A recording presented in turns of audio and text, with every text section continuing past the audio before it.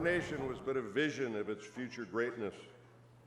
The Continental Congress on June 14, 1775, authorized the formation of 10 companies of light infantry.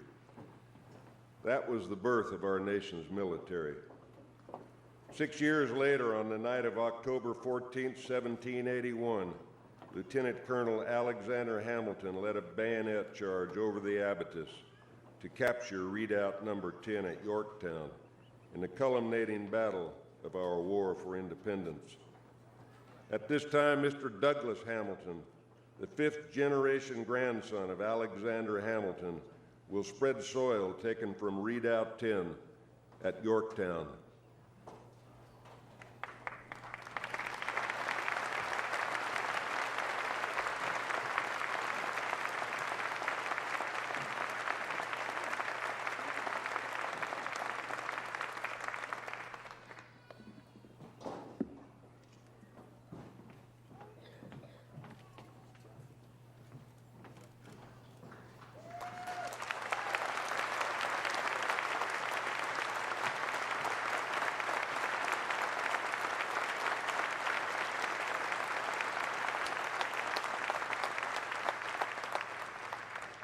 A granite paver is now being placed on the site.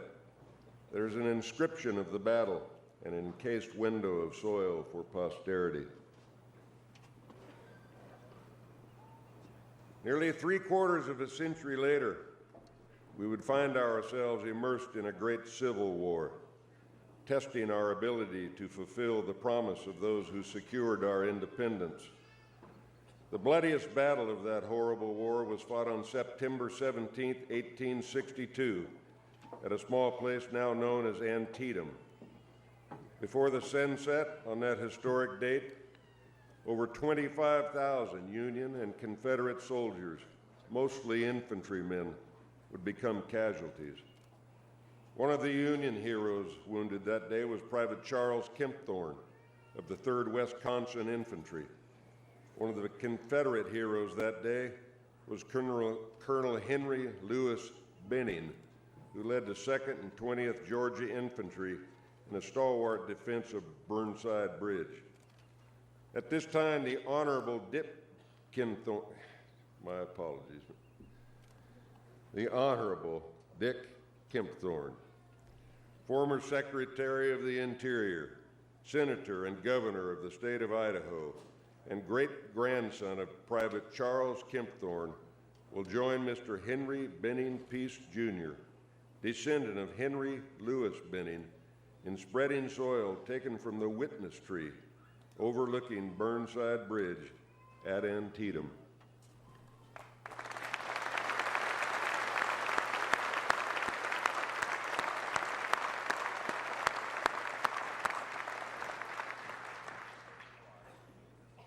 After the turn of the century, nations around the world found themselves engaged in the most deadly conflict in history, the First World War. As the battles in Europe descended into a bloody stalemate of trench warfare, the American expeditionary forces were deployed to provide much-needed reinforcements. Before dawn on July 18, 1918, forces from the 1st Infantry Division, along with their allies, launched an attack from foxholes against enemy trench lines at Soissons. That battle proved to be the turning point of the war.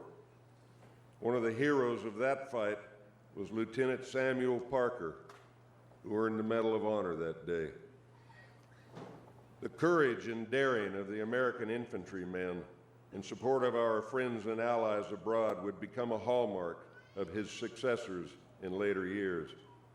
One example of that courage was Sergeant Alvin York, who earned the Medal of Honor for his actions, resulting in the capture of an enemy machine gun nest and its 32 machine guns, while taking 132 prisoners in the fight.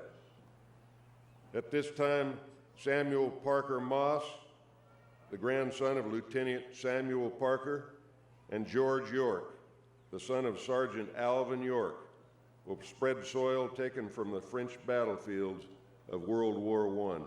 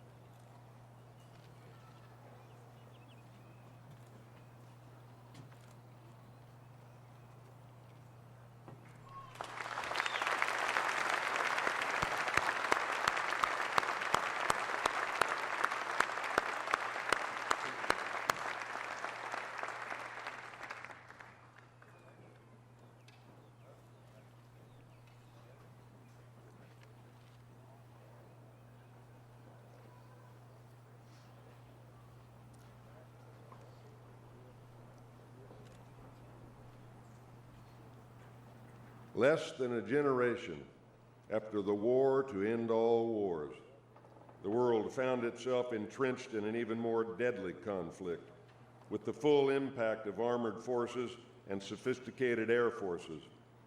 With Europe under Nazi control, the Allies planned the largest amphibious assault in the history of mankind, with landings on Normandy and other beaches on June 6, 1944. The sheer courage of the individual infantryman and his leaders secured a foothold on the continent of Europe that would result in unconditional surrender 10 months later. One of the 4 medals of honor earned that day went to Brigadier General Theodore Roosevelt, Jr., who personally led and encouraged the fight off the deadly beaches and secured the high ground for follow-on forces. At this time, his grandson, Theodore Roosevelt IV, will spread soil taken from Normandy Beach.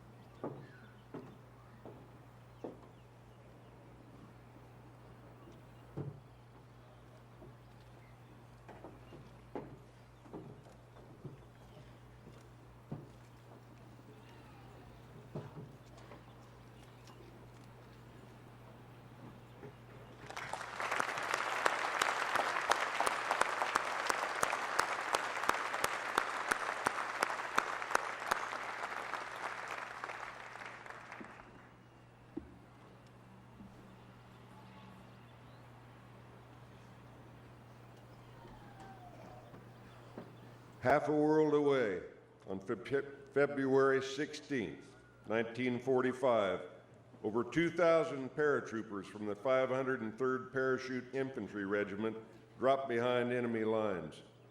Simultaneously, landing craft carrying nearly 1,000 infantrymen from the 34th Infantry Regiment made a coordinated attack on the island fortress of Corregidor.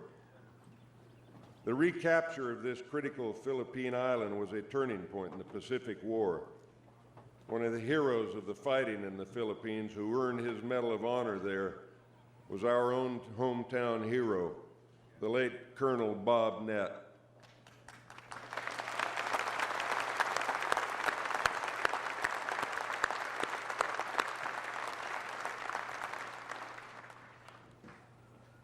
Infantry soldiers fought these intense battles on island after island for nearly 4 years. None was tougher than the battle for Guadalcanal. Major Charles Davis of the 25th Infantry Division led a furious attack on Japanese positions over a 2-day period that broke their resistance and led to a decisive victory. For his actions on those days, he earned the Medal of Honor. At this time, his son, Kirk Davis, will spread soil taken from those bloody beaches where infantrymen of the Pacific Theater fought and died.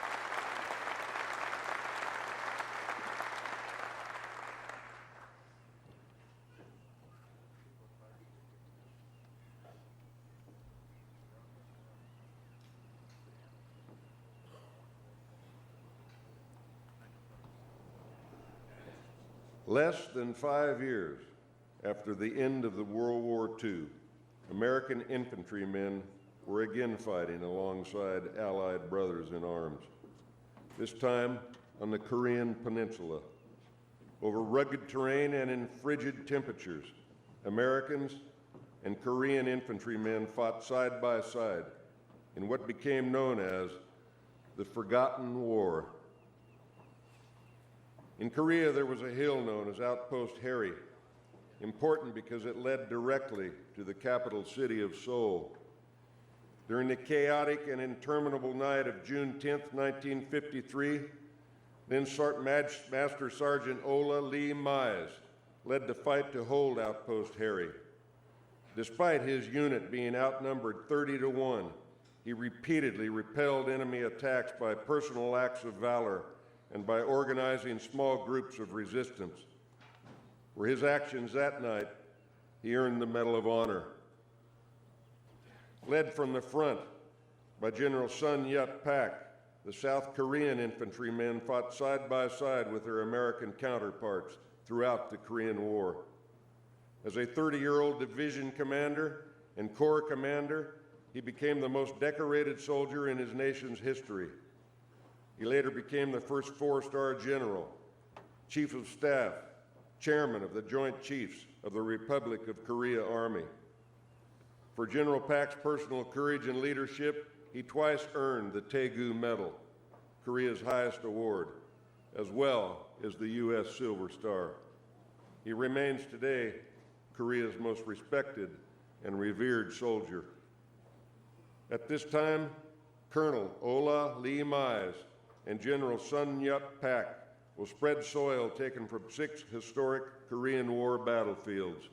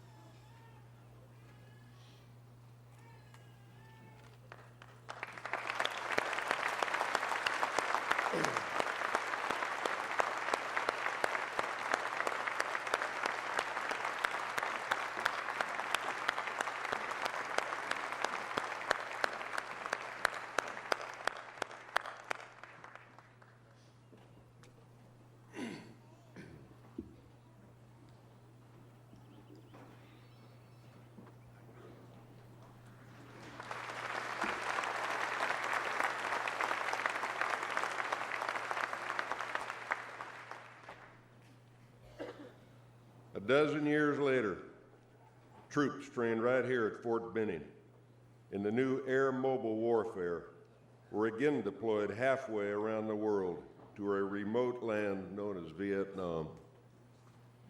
Soon after arrival, this new generation of troops was tested in battle at a place called Landing Zone X-Ray.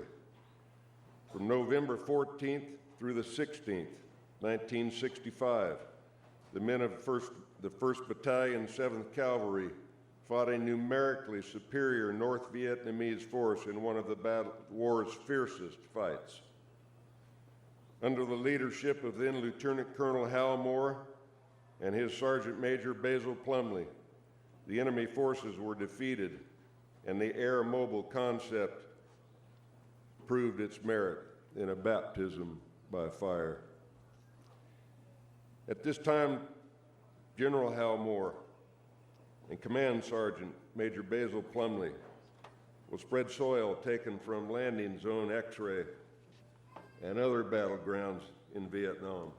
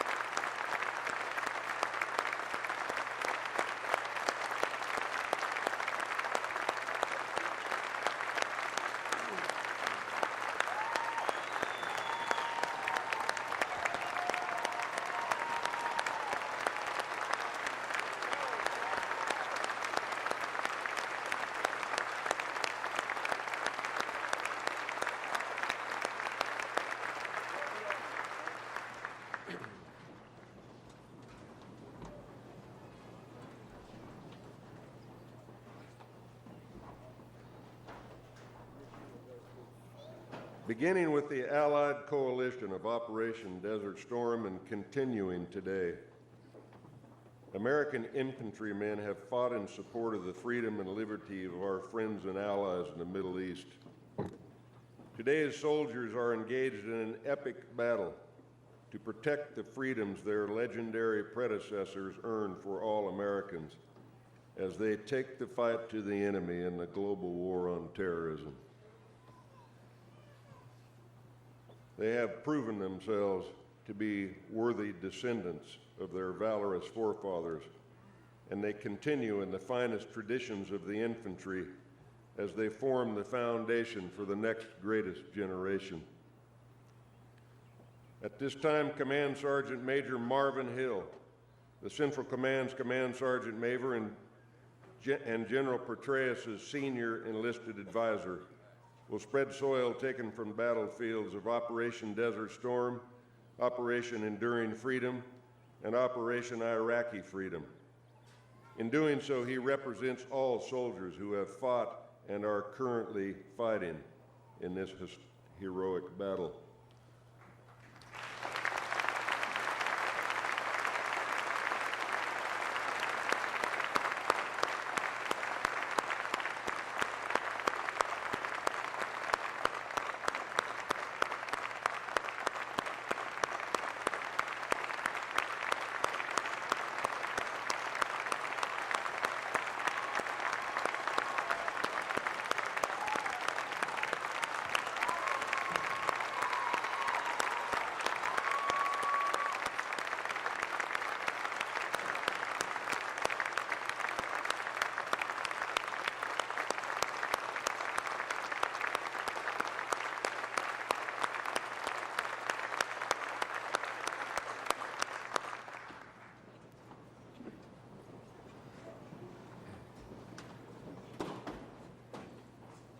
Ladies and gentlemen, what you've just witnessed represents the sacrifice of millions of soldiers who have fought and died for the freedoms our great nation has enjoyed over the past 234 years. From the Revolutionary War to the desert sands of the Middle East, great young Americans have answered the call to defend freedom around the world. Please join me in recognizing their selfless service.